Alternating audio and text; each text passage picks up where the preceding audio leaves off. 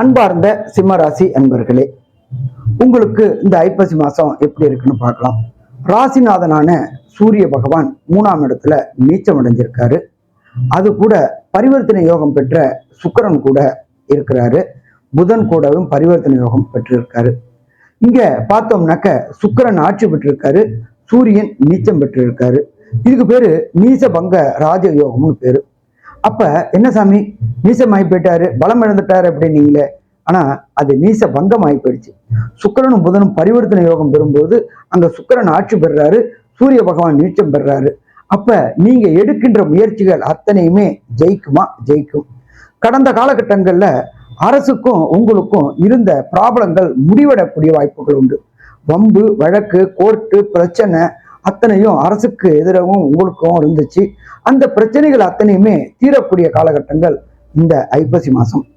நீண்ட நாட்களாக புதிய வண்டி வாகனம் வாங்கணும்னு நினைக்கக்கூடியவங்களுக்கு அதற்கு உண்டான காலம் தொடங்கிடுச்சா? காலம் தொடங்கிடுச்சு.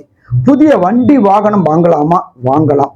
அதே போல நீண்ட நாட்களாக அரசு உத்தியோகத்துக்கு முயற்சி பண்ணிட்டு இருந்தவங்களுக்கு டிஎன்பிஎஸ்சி, தமிழ்நாடுக்கு எழுதக்கூடியவங்களுக்கு டிஎன்பிஎஸ்சியும், மத்திய அரசு தேர்வுகள் எழுதக்கூடிய யூபிஎஸ்சி எழுதக்கூடியவங்களுக்கும் இந்த ஐப்பசி மாசம் எதிர்பார்க்காததுக்கு மேல வெற்றி கிடைக்கும். அரசுல உயர் பதவிக்கு முயற்சி செய்யக்கூடியவங்களுக்கும் இந்த காலகட்டங்கள் நல்லா இருக்கும்.